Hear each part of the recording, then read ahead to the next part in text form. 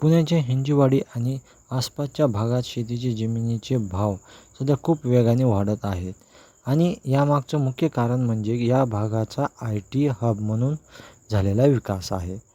काही वर्षापूर्वी हिंजेवाडी हा मुख्य गाव आणि शेतीसाठी ओळखला जायचा. पण आता इथे मोठ्या IT कंपन्या, ऑफिसेस, टाउनशिप आणि नवीन प्रोजेक्ट मोठ्या प्रमाणावर येत आहेत. त्यामुळे इथल्या जमिनीची मागणी खूप वाढली आहे आणि त्यांचा थेट परिणाम शेतीच्या जमिनीच्या किमतीवर झाला आहे. जर आपण सोप्या पद्धतीने समजून घेतलं तर हिंजेवाडी आणि त्याच्या आसपासच्या गावामध्ये शेतीच्या जमिनीची दर वेगवेगळे आहेत. गावाच्या आत असलेली, थोडी आतमध्ये असलेली आणि तिथे रस्त्याची किंवा सुविधा कमी आहे अशी जमीन साधारण 40 लाख ते 70 लाख प्रति एकर या दराने मिळू शकते. ही जमीन सहसा शेतकरी किंवा लहान गुंतवणूकदार घेतात कारण ती तुलनेने स्वस्त असते. पण जर जमीन मुख्य रस्त्याच्या जवळ असेल किंवा हिंजेवाडी IT पार्क, कंपन्या किंवा विकसित भागाच्या आसपास असेल तर त्या जमिनीचा भाव लगेच वाढतो. अशा जमिनीचे दर साधारण 80 लाख ते 1.5 कोटी प्रति एकरपर्यंत जातात. कारण अशा ठिकाणी भविष्यात घरांचे प्रोजेक्ट, बिल्डिंग किंवा कमर्शियल वापर होण्याची शक्यता जास्त असते. आत अजून एक महत्त्वाची गोष्ट म्हणजे की NA नॉन ॲग्रिकल्चर कन्व्हर्जन. काही शेतीची जमीन अशी असते की ती पुढे जाऊन NA होऊ शकते, म्हणजेच त्या जमिनीवर बांधकाम करता येते. अशा जमिनीची किंमत खूप जास्त असते.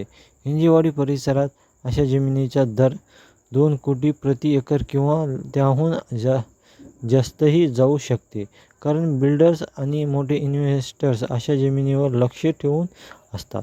आजच्या काळात हिंजेवाडी परिसरात अनेक लोक शेती करण्यासाठी जमीन घेत नाहीत, तर गुंतवणुकीसाठी घेतात. कारण त्यांना माहीत आहे की हा भाग अजून विकसित होणार आहे आणि पुढील काही वर्षात जमिनीचे भाव अजून वाढू शकतात. रस्ते, मेट्रो प्रोजेक्ट, नवीन कंपन्या आणि जॉब वाढत असल्यामुळे इथे लोकसंख्या वाढत आहे. त्यामुळे घरांची मागणीही वाढत आहे. म्हणून हिंजेवाडी आणि आसपासच्या भागात शेतीच्या जमिनीचे दर सतत वाढत आहे. पण जमीन घेण्यापूर्वी काही गोष्टी लक्षात येणे खूप गरजेचे आहे.